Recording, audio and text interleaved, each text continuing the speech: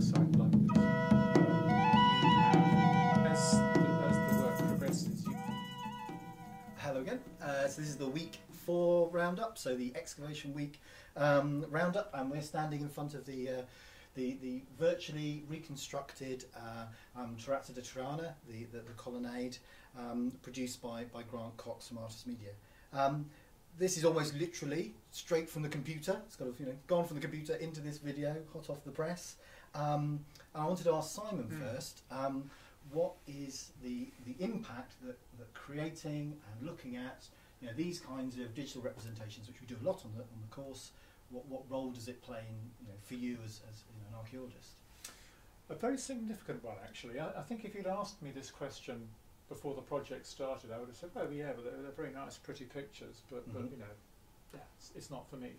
But actually, at the end of this process, it's really, I found them profoundly significant, because when you're excavating a complex site like this, you have, as the work progresses, you build up a clear understanding of how everything fits together, and how you think it would have worked as a building in your mind. And then you start to write reports, and then you look at the plans, and that consolidates your way of thinking. But that's a kind of one-dimensional sort of thing. So it's like a plan, and you have a very simplistic idea. When you actually start to try and build in 3 dimensions, which you can do with the kind of work that Grant's been leading, it changes everything, because you very soon have to start throwing away all your preconceived ideas. It doesn't work like that. Right. The fact it's got 2 stories means this wall had to have a different function, that wall did. And if you were to place all of our reconstructions side by side, we started, I think, doing them in 2008, was it? Right the way through till now, or even before, the building would be beyond recognition. And I think that's it's part of the knowledge and the understanding generation process. And it seems to me, if you're working on complex sites, you have to do this, because there's no way that you can understand 3-dimensional materials in 1 dimension. Yeah. So, bro. Oh well, I'm glad it works. Yes. So starting off with the question that you found hardest in this week, and that was, what outputs can't be created using laser scan data? And the answer was detailed material properties. So, for example, the material properties of brick and stone. And I completely understand why there was this, because it's difficult, because you can tell about the surface properties using a laser scanner. Sure. But I guess what we were getting at is, what are the other methods? There are other methods that you could use to provenance, stone or brick. What kinds of approaches could you use if you wanted to know more about the material properties of those things? Yeah, well, I mean, there are a number, as you say, but I guess the one that we tend to use most frequently as archaeologists, simply, and particularly at Southampton, as we have a long and established tradition in this, is by actually analysing the stuff of which they're made, particularly ceramics, but also stone.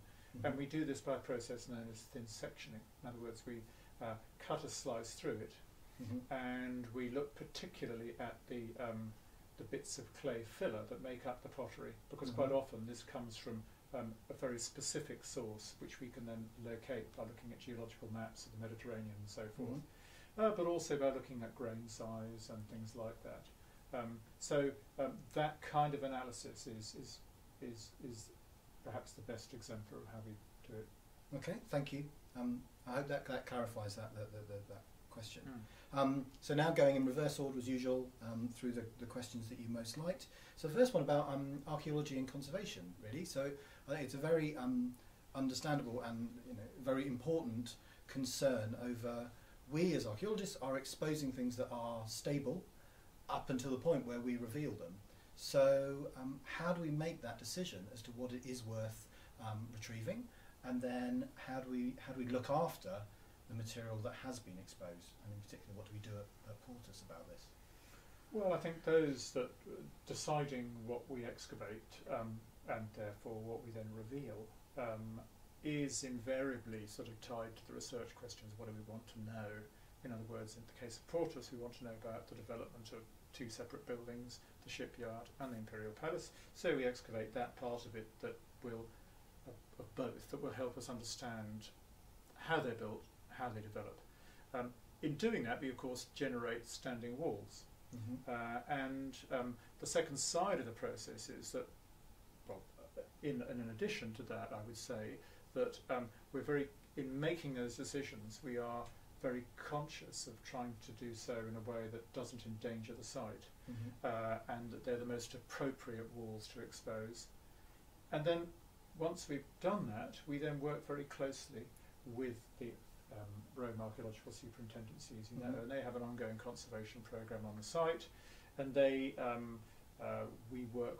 they're ultimately responsible for managing this, and they give us advice built over many, many years of long experience of which materials to use, which people to use, and they then contract people who undertake the conservation work, and we work with them as far as we can, sometimes because to conserve a piece of wall means that you need to do a little bit more excavation, and we work with them in that way. So I hope that kind of answers the question. Yeah, no, I think so. I think it makes it clear. I mean, we take it very, very, very seriously, I think is the short answer. Yeah, absolutely.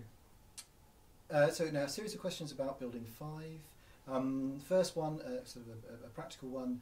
We suggest that the arch would have been about 18 metres in height.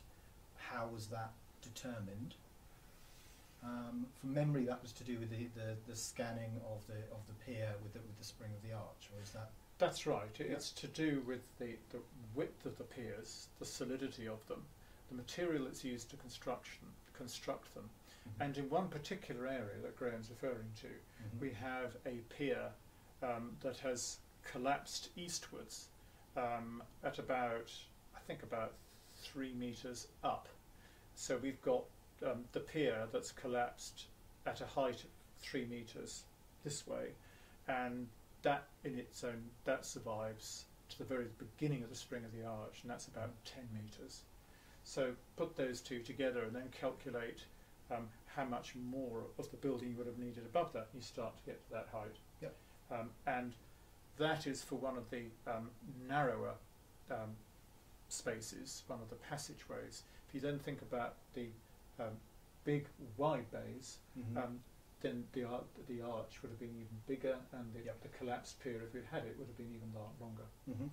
I mean, to a certain extent, some of this extra of this is discussed in the reconstructing the Navalia sort of Building 5 step, where we refer to those kinds of evidence, so including the structural analysis, and then the other correlating evidence, so the other buildings that may be parallels to it. That moves on actually to another question. So you actually refer to the ship sheds at Seville and Barcelona as possible parallels.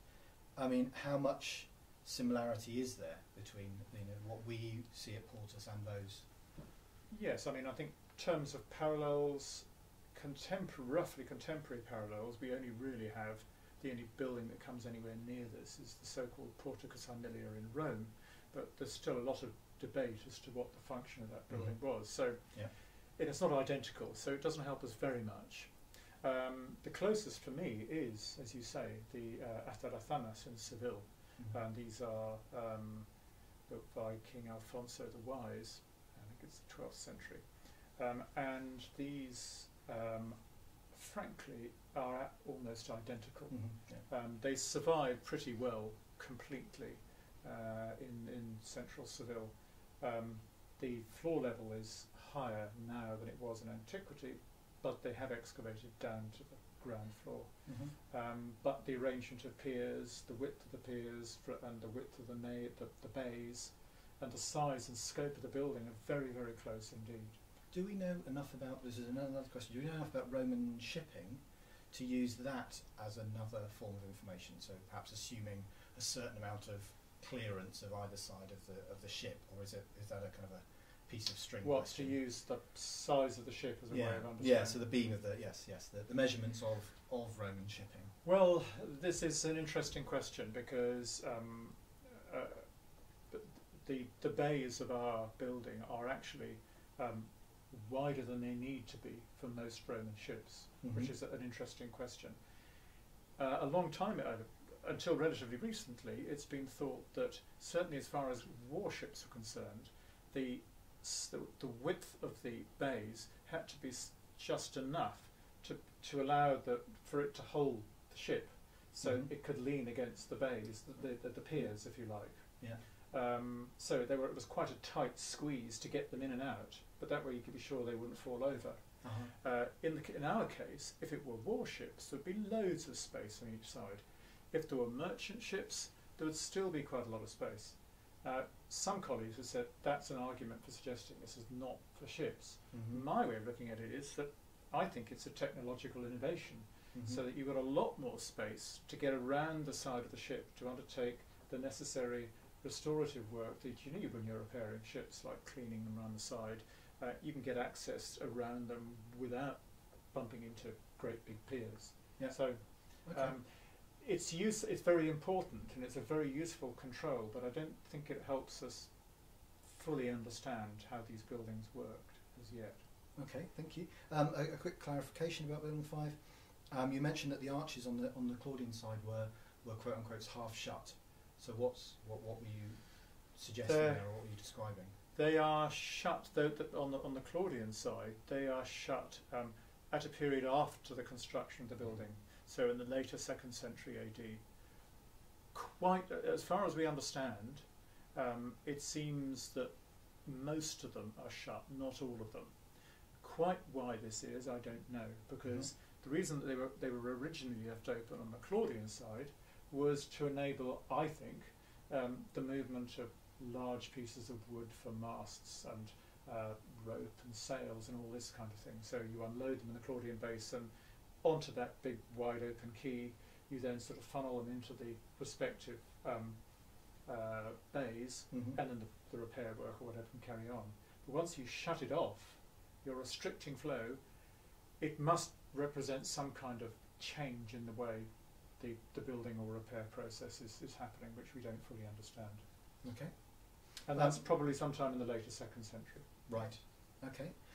So moving across the way from the Navalia, we refer.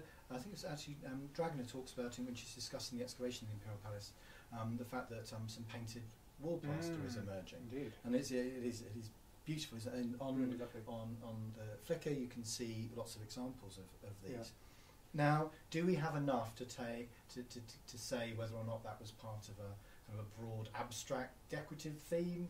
Do we know whether it was figurative? It was figurative. Very much figurative, but okay. You know, we've got some figures of, I think, images of putti and bits of vegetation and so on. But it's very fragmented, largely because of the long life of the palace, and that by the time we get to the late Empire, it's getting a little bit tatty.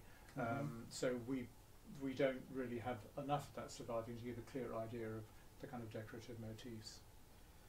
Okay, so then the last thing, so thinking about how these buildings, both the Imperial Palace and the Navalia, would have been planned, do we have any evidence, not necessarily at Portsmouth, but elsewhere in the Roman world, of that planning process, whether things were drawn out in advance, whether there were surveying instruments or whatever that enabled these things, these enormous and beautiful buildings to be created?